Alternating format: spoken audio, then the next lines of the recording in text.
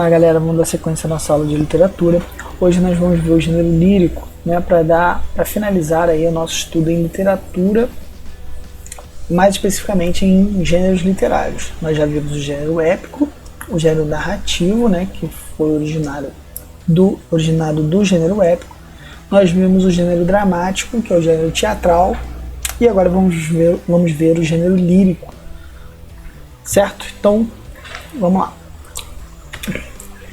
Primeiro a gente tem que pensar na origem do termo gênero lírico, ok? O gênero lírico ele é o gênero responsável pela literatura que compreende a reflexão e a musicalidade, ok? Na Grécia Antiga era comum que alguns artistas utilizassem instrumentos musicais, principalmente a lira, para cantar seus sentimentos. Com o passar do tempo, essa construção da poesia, essa construção ali do próprio texto lírico, ela dava conta por completo já dessa sonoridade. Ela não tinha mais a necessidade de ter instrumentos musicais. Começou a se desenvolver modo de organização das palavras, como rimas, como métrica, que fizeram com que a própria leitura do texto já desse conta dessa musicalidade, ok? Então, esse tipo de texto, né, que a musicalidade e a reflexão elas são aliadas à linguagem, principalmente uma linguagem simbólica, né, uma linguagem conotativa, ela é conhecida, ela é chamada, ela é enquadrada no gênero lírico, ok? Então vamos pensar no nosso conceito aqui. Primeira coisa que eu tenho que entender do gênero lírico, ele vai expressar maior subjetividade do que os outros dois. Okay? É no gênero lírico que estão ali as expressões do sentimento, certo? A subjetividade ela é a marca central desse gênero lírico. Além disso, essa linguagem figurada ela traz consigo a musicalidade. Nós vamos ver quais são as figuras, né, de linguagem ali que compõem o gênero lírico com mais frequência. E vocês vão perceber que todas essas figuras de linguagem elas estão atreladas ao som, à sonoridade. Além disso, é um texto formado em versos, né? Nós vimos lá na nossa aula a diferença de verso para prosa. Nós vimos na nossa aula de o que é literatura, introdução à literatura. E uma coisa importante a se frisar sempre é que o eu lírico não é o mesmo que poeta. Eu lírico está para poeta, assim como o autor está para narrador. Tá? Da mesma forma que o narrador é uma voz criada pelo autor do texto para contar a história, o eu lírico é uma voz criada pelo poeta para expressar sentimentos, certo? É comum, por exemplo, nós termos um autor homem, um autor masculino e um eu lírico feminino. Acontece, a gente vai ver isso principalmente na Idade Média, tá? Isso é muito comum. Quando a gente for estudar períodos literários, vocês vão observar que existe um certo período, um certo momento da literatura em que isso era bem comum, era bem utilizado. Então vamos lá para talvez uma das principais características desse gênero, né? Inclusive é o que deu origem ao seu próprio nome, né? Que é a musicalidade. A musicalidade ela vai se dar pela construção do verso e pela organização desse verso em estrofe, ok? Como que isso vai ser feito ali para produzir esse efeito sonoro? Tem duas formas clássicas. Primeiro é a métrica, que é eu criar versos com a mesma quantidade de sílabas sonoras, e a rima, né, que é a manutenção do mesmo som no final de cada verso. Vou trazer um exemplo aqui para vocês. Ó, meu canto de morte, guerreiros ouvi, sou filho das selvas, nas selvas cresci, guerreiros descendo da tribo Tupi. Repara na construção dessa estrofe, tá? Meu canto de morte, guerreiros ouvi, sou filho das selvas, nas selvas cresci, guerreiros descendo da tribo Tupi. Então, além de repetição de algumas palavras, ó, como guerreiros e selva, ele traz ali a repetição do mesmo som em cada par de sílaba. Então, par de sílaba, não, desculpa, par de verso. Então, no segundo verso aqui, ó, ele vai alternando, né? Meu canto de morte, guerreiros ouvi. Sou filho das selvas cresci. Guerreiros descendo da tribo Tupi. Então eu tenho ouvi, cresci, Tupi. Eu tenho a manutenção desse I tônico no final de cada sílaba. Ok? Então isso dá a sonoridade uma sonoridade expressiva do meu texto. A outra parte do texto, ó, da tribo pujante, que agora anda errante, por fado inconstante, guerreiros nasci. Sou bravo, sou forte, sou filho do norte, meu canto de morte, guerreiros ouvi. Então, repara como que a rima, ela traz um ritmo, ela traz uma sonoridade interessante para esse poema, ok? Além disso, a métrica desse poema é bem particular, porque todos os versos são constituídos por 5 sílabas sonoras, ok? Vamos lá, dar uma olhada em como que isso acontece. Primeiro a gente tem que entender que sílaba poética não é o mesmo que sílaba gramatical. Qual a diferença da sílaba gramatical para a sílaba poética? A sílaba gramatical ela vai consistir em analisar as sílabas de uma palavra específica. A sílaba poética ela vai consistir em analisar a sílaba sonora de cada verso. Então, eu tenho que ler aquela palavra dentro do verso. Dependendo do verso em que ela esteja, eu vou fazer uma divisão diferente dela. Por exemplo, eu peguei aqui o primeiro verso do poema que a gente analisou, da tribo pujante, ok? Se eu for fazer uma divisão gramatical, eu vou contar normalmente, ó, da tribo pujante, 6 sílabas, ok? Da tribo pujante. Só que quando eu leio esse poema, eu não leio ele com essa entonação, da tribo pujante. Eu leio da tribo pujante. Repara que a última sílaba, por não ser tônica, ela quase não é pronunciada, ó, da tribo pujante, da tribo pujante, da tribo pujante. Eu sempre vou enfatizar a última sílaba tônica. Então, para contar a sílaba poética, eu conto até a última sílaba tônica e não até a última sílaba gramatical, certo? Então, a primeira regra é que eu vou contar até a última sílaba tônica. Lembrando que sílaba tônica é a sílaba mais forte. Então, vamos contar aqui comigo, ó. Da tribo pujante, ok? Da tribo pujante. Então, eu só vou contar até o jan. Então eu tenho aqui 5 sílabas poéticas, ok? Vamos pro verso de baixo, que é agora underrante.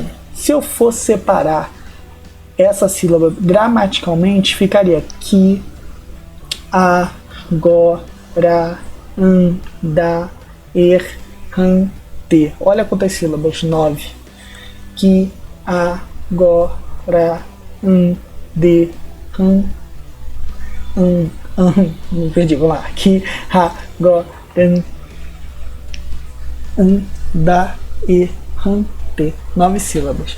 Só que exatamente por não falar assim pausadamente, não ler assim pausadamente, que eu tenho que seguir a minha segunda regra, que é justamente se a sílaba terminar em uma vogal e a próxima começar numa vogal também que não seja tônica, eu junto as duas na mesma sílaba. Quando eu falo que agora, eu não falo que agora, eu falo que agora, que agora. Repara que o que e o a, eles se juntam na mesma sílaba sonora. Eu falo que a, go, ran, da, não, que a, go, ran, da, ran, te. Então repara que toda vez que eu termino numa vogal átona e começo numa outra vogal, termino numa vogal e começo numa vogal átona, eu acabo juntando essas duas sílabas. Então eu não falo que agora, eu falo que agora. Do mesmo jeito que eu não falo agora anda, eu falo agora anda, e também não falo anderrante, falo anderrante, anderrante, anderrante. Então eu junto essas sílabas para formar uma única unidade sonora. Então repara aqui, vamos contar junto também, ó. Que a, go, ran, der, ran, T. Só que o T, mais uma vez, ele não é tônico, ele é átono, então eu acabo contando até a última tônica, que é a, go, ran, de, ran. Então, 5 sílabas poéticas também, ok? Vamos ver agora o texto como um todo. Meu canto de mor, não conto, a última porque não é tônica. Guerreiros ouvi. Opa, agora eu conto. Por que agora em guerreiros ouvi eu conto? Porque a última é tônica. Viu a diferença? Ó, meu canto de mor, guerreiros ouvi. 5 também. Sou filho das nas selvas cresci. Guerreiros descendo da tribo Tupi. Todos os versos têm 5 sílabas sonoras, ok? Todos os versos desse poema têm 5 sílabas sonoras. E isso foi feito de forma proposital, justamente para que quando for lido ele tenha essa sonoridade, ele tenha essa métrica, né? Ele tenha essa sensação de como se fosse um canto de guerra, né? Como se fosse um canto indígena pela guerra, uma marcha indígena. Então fica bem marcado, bem batido. Meu canto de morte, guerreiros ouvi. Sou filho das selvas, nas selvas cresci. Guerreiros descendo da tribo Tupi. Então é bem marcado. Isso é muito proposital. Isso é feito justamente para essa imersão aí na musicalidade, né, da temática do poema. Ok? Então é um trabalho muito árduo você escrever poesia. Não é uma coisa simples quanto parece, né? Se é que parece ser simples, ok? Lembrando que isso ele não cai tanto em prova assim, tá? Costuma cair mais em segunda fase, quando literatura for uma matéria específica, ou em alguns concursos que cobrem literatura, mas não é muito comum não, tá bom? Então é mais uma questão mesmo de curiosidade, para vocês saberem como que isso é feito, né? Como que há uma genialidade mesmo ali na produção da escrita. Então repare que todos esses versos eles foram propositalmente escritos em redondilha menor. Né? O que é uma redondilha menor? Redondilha menor é um verso que tem 5 sílabas poéticas. Dependendo da quantidade de sílaba de um verso, ele vai ter um nome diferente. Aí eu trago aqui o nome dos versos, né? Monossílabo, quando eu tenho uma, dissílabo, trissílabo, tetrassílabo, pentassílabo ou redondilha menor, que são com 5 sílabas, hexassílabo, heptassílabo ou redondilha maior, quando são 7 sílabas poéticas. Octassílabo, eneassílabo, decassílabo, endecassílabos, dodecassílabo e verso bárbaro. O que costuma mais ser cobrado? Redondilha menor, redondilha maior, versos alexandrinos, né, que são de 12 sílabas, e deixa eu lembrar, eu acho que esses são os que são mais comuns de quando se fala em quantidade de sílaba de ser cobrado. Redondilha maior, redondilha menor, versos alexandrinos, ok? Que são com 12 sílabas. Figuras de sonoridade, ou seja, figura de sonoridade é uma figura de linguagem utilizada para reprodução de som, para um efeito sonoro no texto. Então, nós vamos encontrar basicamente 3 tipos bem recorrentes no gênero lírico, que é a aliteração, a assonância e a anáfora. Okay? Então, vamos lá. A aliteração é quando eu repito propositalmente sons de consoante. Então eu tenho aqui, ó, chove, chuva, chove sem parar. Repara no barulho que faz o CH, né? Esse som de X. Essa repetição ela é proposital justamente para simular o barulho da chuva. Ó, chove, chuva, chove sem parar. Ok? Mesma coisa com aquela música. Vento, ventania. Ó, V, esse som de V ele remete aí o sopro do vento. Então essa repetição ela é proposital. Quando eu tiver uma repetição de som de consoante, eu chamo de aliteração. Quando eu tiver uma repetição de som de vogal, eu chamo de assonância. Ó. Sou mulato, nato no sentido lato, mulato democrático do litoral. Então eu tenho uma repetição ali do som, né, do vocábulo, do som vocálico O, né, do O. Então, quando eu repito o som de consoante, eu tenho uma aliteração. Quando eu repito o som de vogal, eu tenho uma assonância. E há casos também onde eu vou repetir palavras, ok? Palavras ou expressões. Então, quando eu tenho uma repetição de palavra, eu vou chamar de anáfora.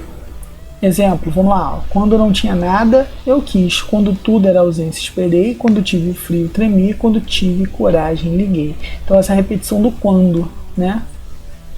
Então, quando.